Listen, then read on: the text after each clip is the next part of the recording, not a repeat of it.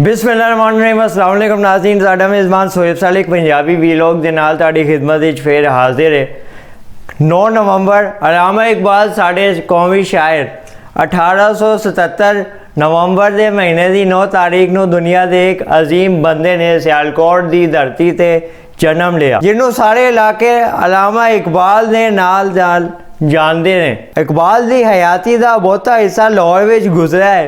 वो एक वड्डे मुफक्किर ते शायर सन, जिन्हां दी शायरी ते फिकर नाल सुती हुई मुस्लिम कौम नूं जगाण दा बड़ा काम किया गया। इकबाल नूं शायरे मशरिक दा खिताब मिलिया। वो ऑल इंडिया मुस्लिम लीग दे मुतहरिक रुकन सन ते ओनर ते आखण उत्ते कायदे आजम इंडिया वापस आए ते मुस्लिम लीग दी क़यादत संभाली। इकबाल ने बड़े सगीर दे मुसलमानां वास्ते एक वखरे देश का नजरिया पेश करके कायदे आजम के सामने रखा ते कायदे आजम ने ऐसे ख्वाब की ताबीर में सोहना देश पाकिस्तान दिता। इकबाल होरां नूं अंदाजा सी ते हिंदू ते मुसलमान वखरियां शनाख्त वालियां दो कौमां ने, इन्हां दा कट्ठिया रहना औखा है। हालां उन्हां अपनी शायरी विच आख्या सी, सारे जहान तो अच्छा भारत देश। फिर इस तो बाद उन्हां फरमाया, मुस्लिम है हम, वतन है सारा, जहान हमारा। इकबाल होरां जिथे मुस्लिम उम्मा वास्ते शायरी की, उत्थे उन्हां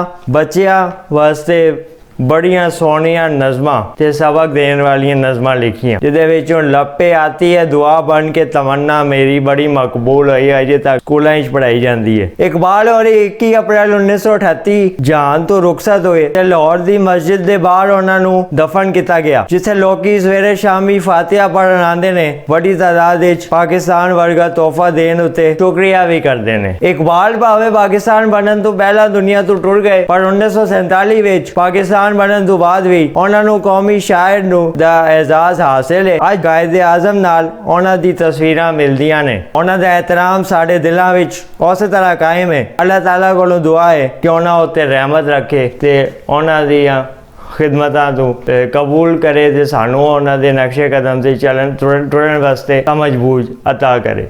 सोहेब सालिक नूं पंजाबी वीलॉग दी एपीसोड दे नाल इजाजत दिओ। इंशाअल्लाह नवी एपीसोड दे नवे मौजू दे नाल फिर बड़ी छेती मुलाकात होगी। उदों तक अपना ख्याल रखो। रब रखा।